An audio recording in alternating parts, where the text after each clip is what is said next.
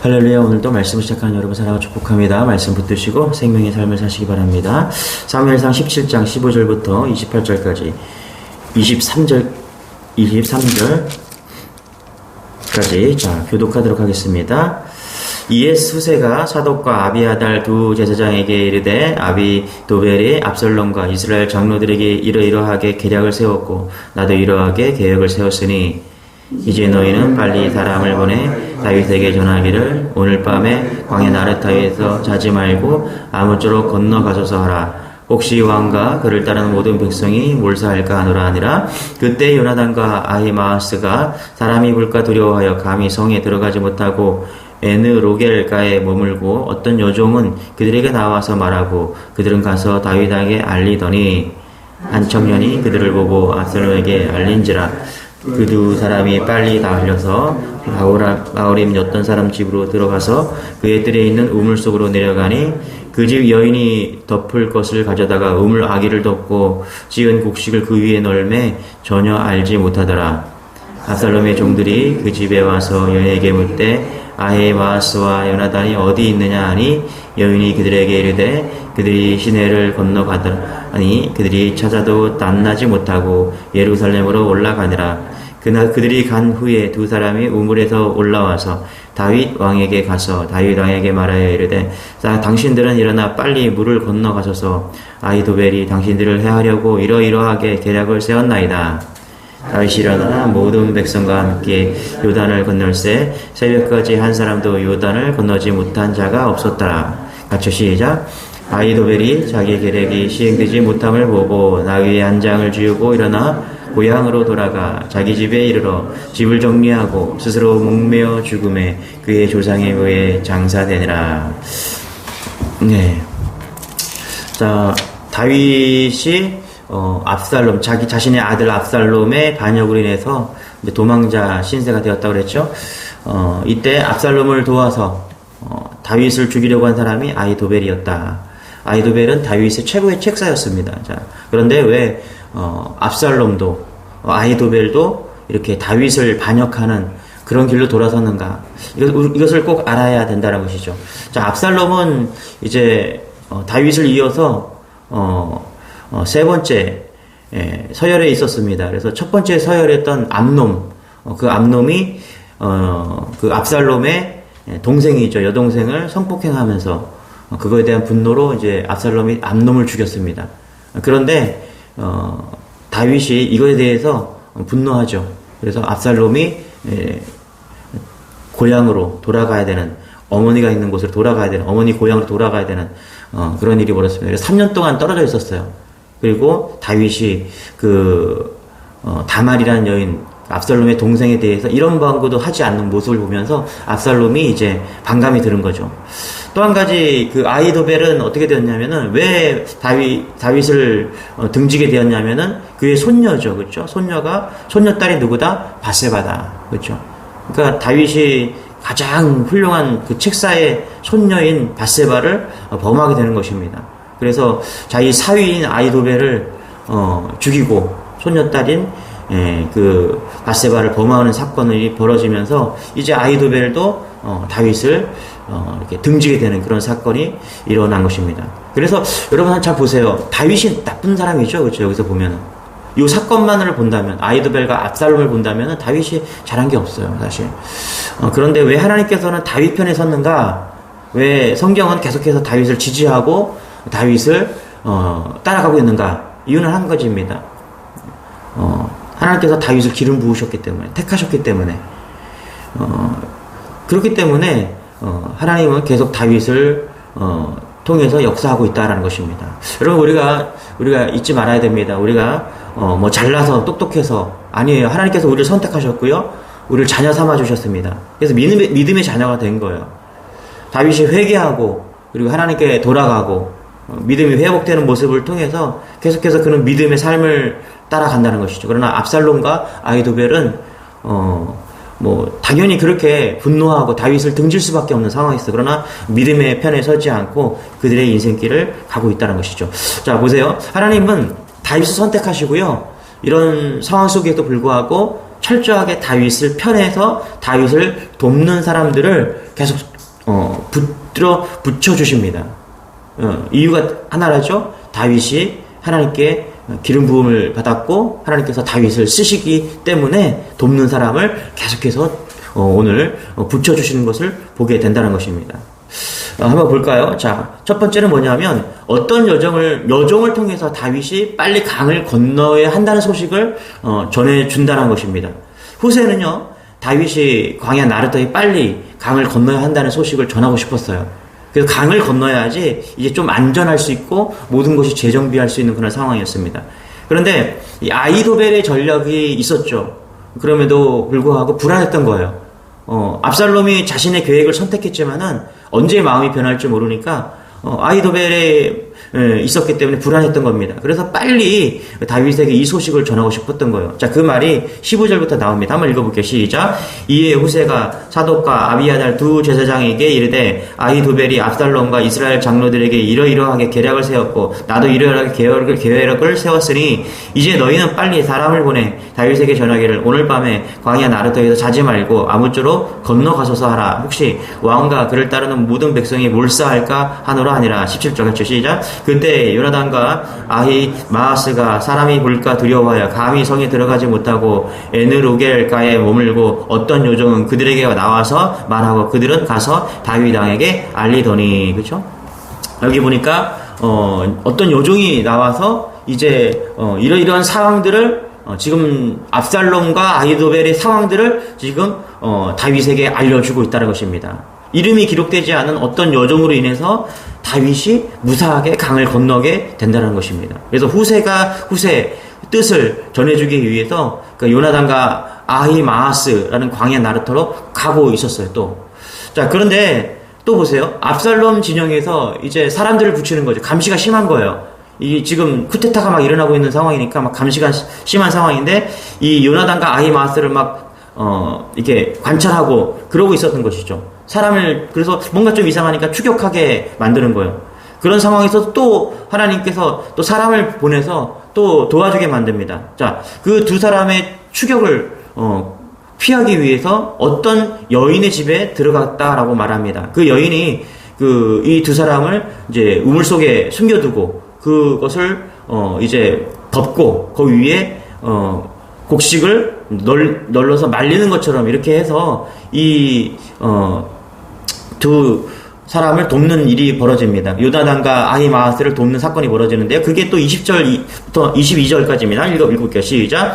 압살롬의 종들이 그의 집에 와서 여종에게 묻되 아히마아스와 요나단이 어디 있느냐 하니 여인이 그들에게 이르되 그들이 시내를 건너가더라 하니 그들이 찾아도 만나지 못하고 예루살렘으로 돌아가니라. 그들이 간 후에 두 사람이 우물에서 올라와서 다윗 왕에게 가서 다윗 왕에게 말하여 이르되 당신들은 일어나 빨리 물을 건너가소서 아히도벨이 당신들을 해하려고 이러이러하게 계략을 세웠나이다. 다윗이 일어나 모든 백성과 함께 요단을 건널세 새벽까지 한 사람도 요단을 건너지 못한 자가 없었더라. 그러니까 다윗이 빨리 이제 요단강을 건너가야 되는 그런 상황인데 어떤 여종도 돕게 하고 또 어떤 여인을 통해서 이제 요나단과 아히마아스가 다윗에게 가서 이 상황이 지금 구매에서 일어나고 있는 상황들을 전하게 했다는 것입니다.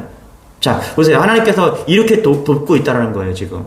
이 도움의 손길을 봐야 돼. 지금 아주 그 쿠데타가 일어나서 막 생명이 위급한 상황인데 지금 다윗을 돕는 그런 상황이 벌어졌다는 거죠. 여러분 보세요. 다윗은 지금 왕의 자리에서 쫓겨나서 지금 막 도망치는 그런 상황이잖아요. 그런 상황에도 불구하고 목숨을 걸고 다윗을 돕는 사람들을 붙여주셨다는 것입니다. 더 의미 있는 것은요, 우리 오늘 읽지 않았지만 27절, 28절 한번 읽어볼게요. 27절, 28절 같이요. 시작. 다윗이 마하나임에 이르렀을 때 아몬 족속에게 속한 바 사람 나하스와 아들 소비로 우데발 사람 엘리압을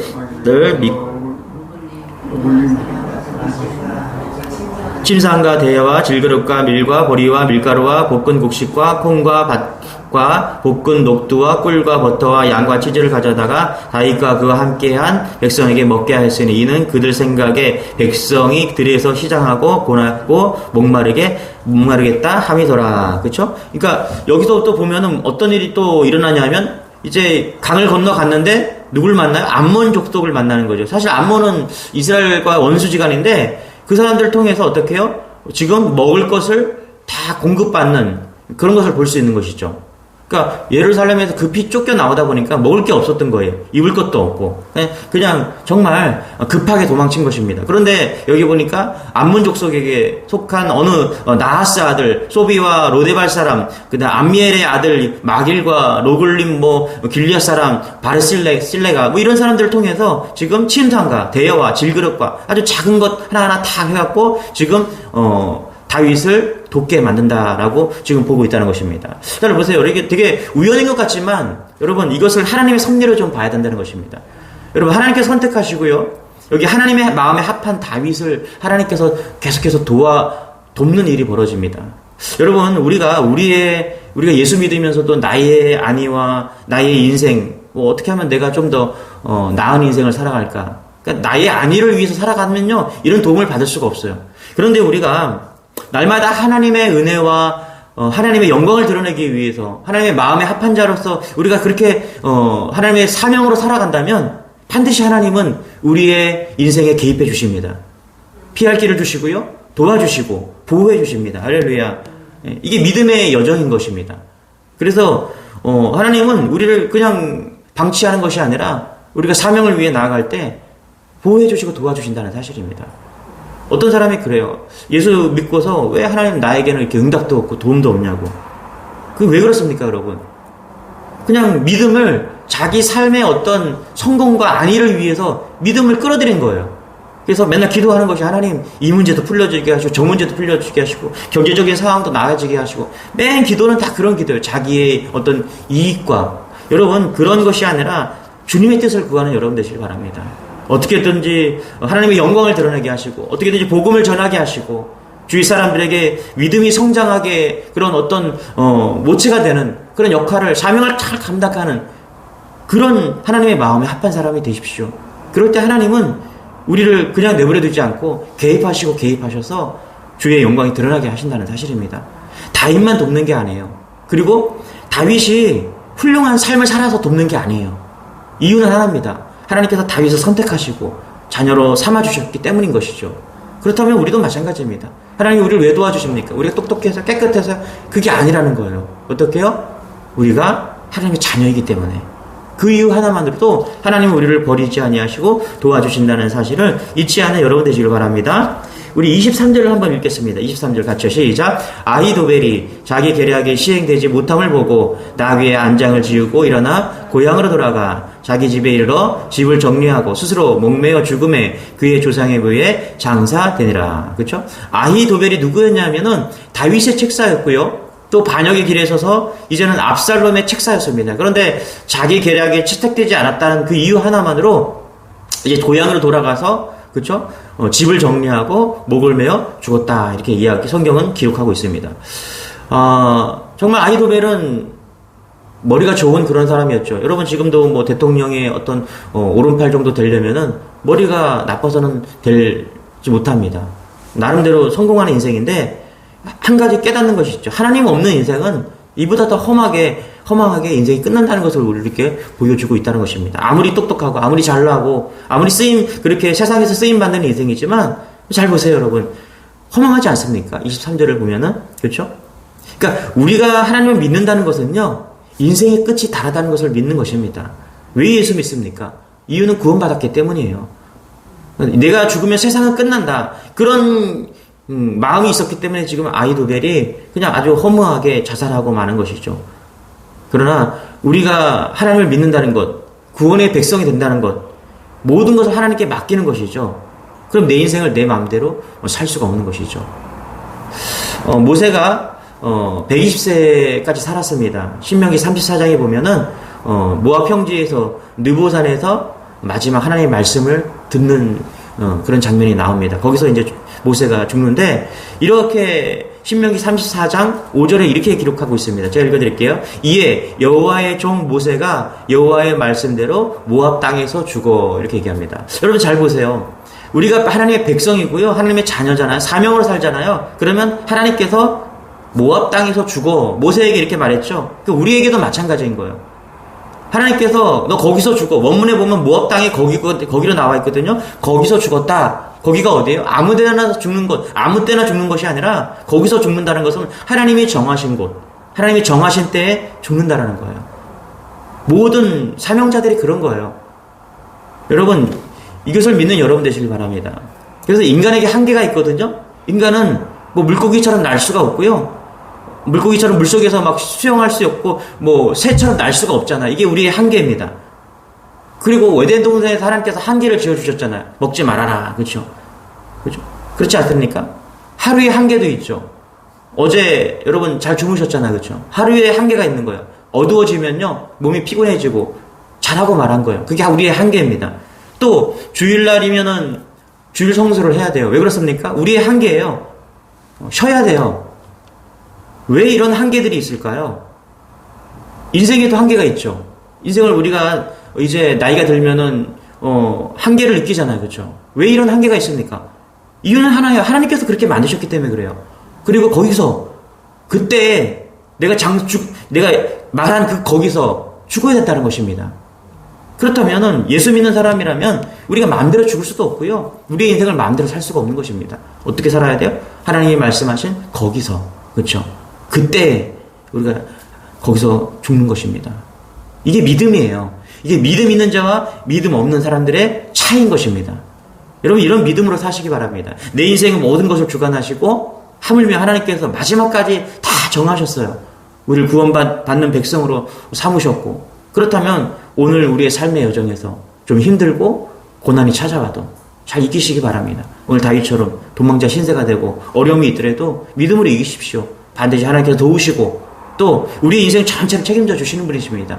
마지막까지 다 우리가 어디로 가야 될지 하나님이 원하시는 것까지 다 우리는 인도해 주시고 그렇게 책임져 주시고 아마 가야 될 길을 다 만들어 놓으신 것이 하나님이십니다. 그렇다면 우리가 해야 될 일은 뭐냐면 철저하게 신뢰하고 오늘도 승리하는 삶을 사는 것이죠.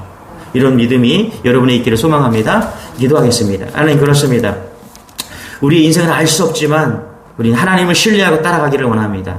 우리의 인생, 나의 인생, 나의 안위와 나의 이익을 위해서 그렇게 살아가는 것이 아니라 오늘도 사명으로 나아가기를 원합니다. 우리가 사명으로 나아갈 때 하나님께서 오늘 다윗을 도왔던 것처럼 많은 돕는 사람들과 또 하나님 역사해 주셔서 또 그렇게 믿는 자로서 사명을 드러낼 수 있는 그런 우리가 다 될 수 있도록 은혜를 더하여 주옵소서. 아히도벨처럼 우리가 그렇게 허망한 인생이 아니라 정말 가치 있고 쓰임받는 인생이 될 수 있도록 오늘도 붙잡아 주시고 또 믿음으로 나아가는 우리 성도들에게 또 하나님께서 개입하여 주시고 영광을 드러내는 삶을 살 수 있도록 은혜를 더하여 주옵소서. 감사드리며 예수님의 이름으로 기도드리옵나이다. 아멘. 말씀 붙드시고 주여 말하시고 기도하겠습니다. 주여, 주님 감사합니다. 주님 감사합니다. 하나님 감사합니다. 오 아버지.